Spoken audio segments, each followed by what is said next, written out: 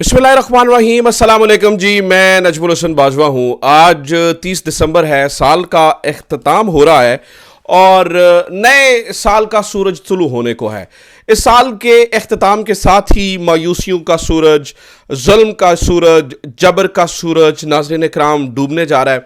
आपको ये मालूम है कि ये साल जुल्म और जबर और शुरू हुआ था इमरान खान को इस पूरे निज़ाम से निकालने के फैसलों से।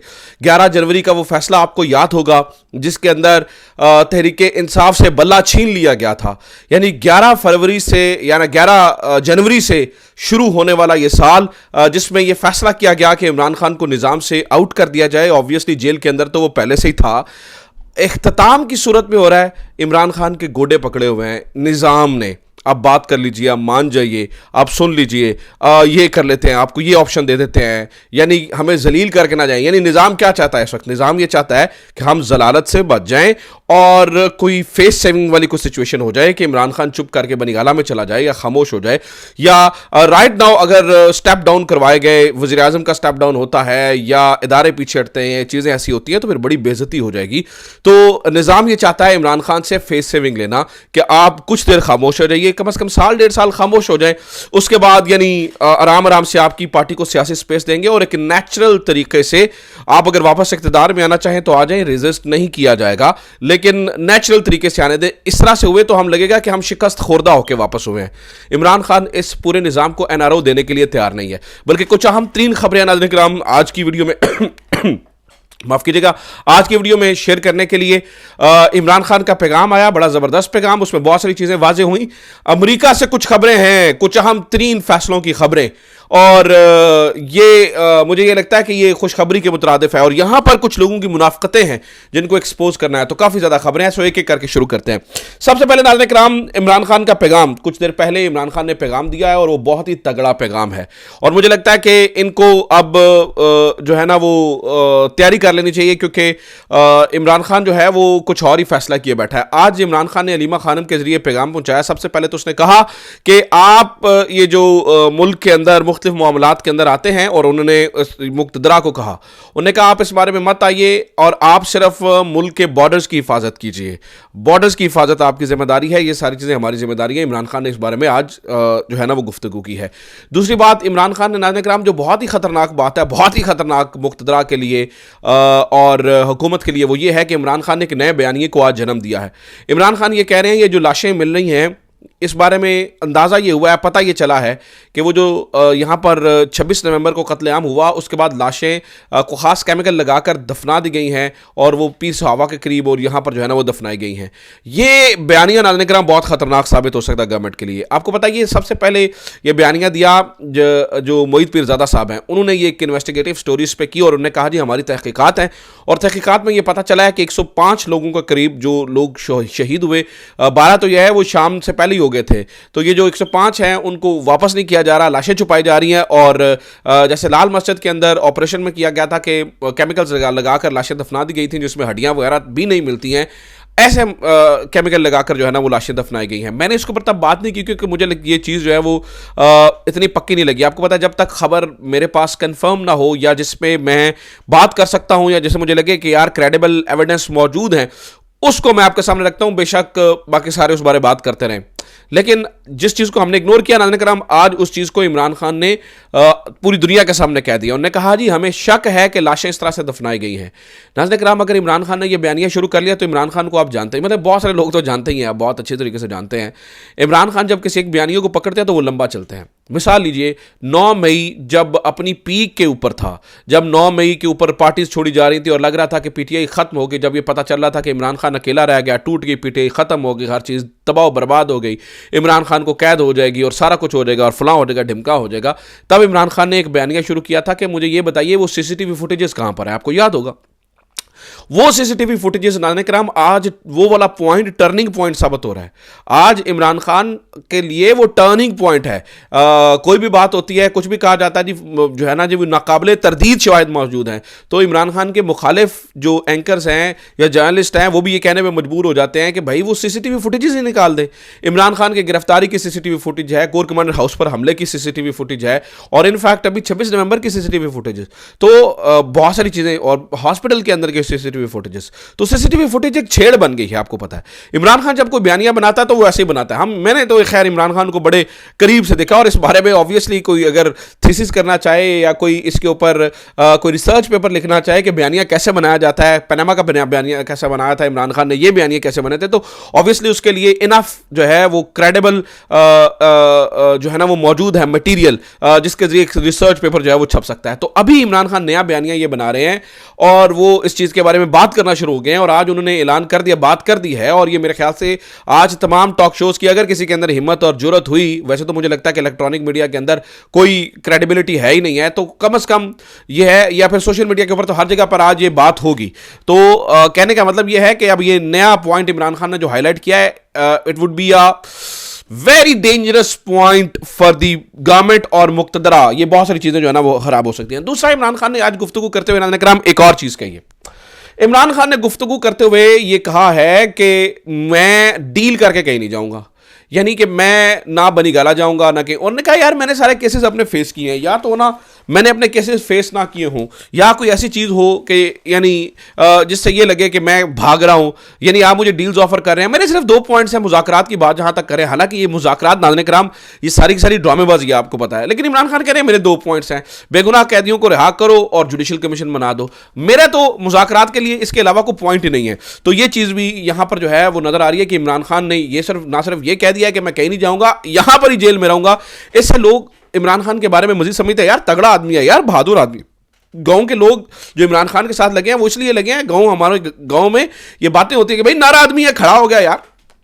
तो इमरान खान अपनी उस शख्सियत को बरकरार रखे हुए हैं, यानी वो डील्स और ये और वो इन सारे झांसों में नहीं आ रहा है। दूसरा, इमरान खान ने आज और भी लोगों के वहम दूर कर दिया। उन्होंने कहा जी मैं बैरूने मुल्क की मुदाखलत से बाहर नहीं आ रहा हूं, ये बात अपने जहन से निकाल दीजिए। यानी कि जिनको ये लगता है कि इमरान खान बैरूने मुल्क की मुदाखलत से बाहर आ रहे हैं, वो भी जरा जो है ना वो फूल्स पैराडाइज में रह रहे हैं। वो कह रहे हैं कि मैं अपने हर मुकदमे को भुगत के बाहर आ रहा हूं। आज देखिए तोशाखाना 2 हो या अलकादिर ट्रस्ट केस हो, जिसका 6 जनवरी को फैसला सुनाया जाना है, उसके बाद ये मुझे महीनों जो है वो हाईकोर्ट के अंदर जलील करेंगे, कोई बात नहीं है, मैं तो तैयार हूं। हालांकि नाज़रीन किराम इमरान खान के सेल की सूरत हाल ये आपको पता है, इस वक्त पाकिस्तान के अंदर शदीद सर्दी शुरू हो चुकी है। इमरान खान के जो सेल का सामने वाला हिस्सा है वो खुला हुआ है। वैसे तो गर्मियों में धूप जो है ना वो अंदर सर्दियों में धूप नहीं आने देते, और यानी रात को हवा आने देते हैं, गर्मियों में जानबूझ के वहां से धूप आने देते हैं, मतलब गर्मी पैदा करने के लिए, और बाहर जाने नहीं देते हैं। वो इस किस्म की सिचुएशन है। रात को इमरान खान बता रहे हैं कि फजर के वक्त जो सूरत हाल होती है वो इंतहाई मतलब आपको पता है कि इस टाइम पे कुछ ज़्यादा सर्दी लगती है, तो कहते हैं बहुत सर्दी होती है उस टाइम, जो है वो नाकाबिले बर्दाश्त सर्दी होती है। लेकिन इमरान खान तो इस पूरे निज़ाम से एक कंबल नहीं मांग रहा है, एक कंबल नहीं मांग रहा है, वो आपसे तो कुछ भी नहीं मांग रहा। वो तो वो कहता है मैं बैरून मुल्क की मुदाखलत से नहीं आऊँगा, अपने दम पर आऊँगा। तो ये एक बहुत इंपॉर्टेंट चीज़ है और बहुत तगड़ी चीज़ है, जो कि मुझे लगता है कि इस पूरे बयानिए को जो कि इस वक्त मुक्तदरा ने बनाया और हुकूमत ने बनाया उसको फेल करने के मुतरादिफ है। और मैं आपको ये बता दूं कि निज़ाम में मुनाफिक मौजूद है नाज़रीन किराम, ऐसे मुनाफिक जो कहते हैं कि इमरान खान को कहो फलां की आप जी इसराइल की करें मजम्मत को। भाई इमरान खान बारहा कर चुका है, आप क्या कर रहे हैं? यानी कि मैं तो ये समझता हूं कि जो जमात इस्लामी है वो एस्टैब्लिशमेंट की बी टीम है, इसमें से कुछ अच्छे लोग हैं, लेकिन हाफिज नईमुर रहमान साहब ने बहुत ही मायूस किया है। कराची के अंदर बड़ा एक जबरदस्त करैक्टर खुलकर सामने आया था, लेकिन ऑब्वियसली बहैसियत जमात मुझे लगता है कि इनकी कुछ मजबूरियां होंगी, इसलिए ये एस्टैब्लिशमेंट की बी टीम की हैसियत से हमेशा जो है वो प्ले करते हैं। अच्छा, ये खबर तो होगी नाज़रीन किराम। अब असल खबर सुनिए। असल खबर यह है कि अमेरिका के अंदर तैयारी कर ली गई है, और वो तैयारी बड़ी तगड़ी तैयारी की गई है। इनको शायद इस बात का अंदाजा नहीं है कि मामलात किस हद तक चले गए हैं। मैंने आपको बताया कि ट्रंप की टीम के कुछ प्लेयर्स ऐसे हैं जो बहुत ही एंटी एस्टैब्लिशमेंट हैं, और वो पाकिस्तान के बारे में भी कुछ उनके अच्छे ख्यालात नहीं है, लेकिन ओवरऑल दुनिया भर में वो एंटी एस्टैब्लिशमेंट थॉट्स रखते हैं। जैसे कि मार्को रूबियो ने कुछ दिन पहले कहा था एक सेमिनार से खिताब करते हुए, वो ये कह रहे थे कि यार देखिए मेरी बात सुनिए, गो कि वो पाकिस्तान के, मैं आपको बता रहा हूँ कि मुखालिफ नजरियात हैं उनके, लेकिन उन्होंने कहा यार ये जो रजीम चेंज होते हैं ना, जो रजीम्स चेंज होते हैं, जो अमेरिका जिनको ये नहीं होने चाहिए। होता यह है कि आप भी किसी भी मुल्क में रजीम चेंज करते हैं तो उधर आप लाके एक डिक्टेटर बिठा देते हैं, डिक्टेटर अवाम को कंट्रोल करते हैं। जब डिक्टेटर अवाम को कंट्रोल करते हैं तो हर यानी कहते हैं वो अपने मुखालिफ होने वाले मुजाहिरों को, अपने मुखालिफ होने वाले एहतजाज को वो बर्दाश्त करने की उनके अंदर सलाहियत नहीं होती। तो अवाम के पास सिर्फ एक ही चीज बाहर रह जाती है कि लोग अमेरिका के बारे में निकल के बाहर एहतजाज करें। तो कहते हैं कि अल्टीमेटली जब आप रजीम चेंज करते हैं तो अमेरिका मुखालिफ जो है वो खास तौर पर जो है ना वो सिचुएशन बन जाती है, जैसे कि पाकिस्तान के अंदर हुआ।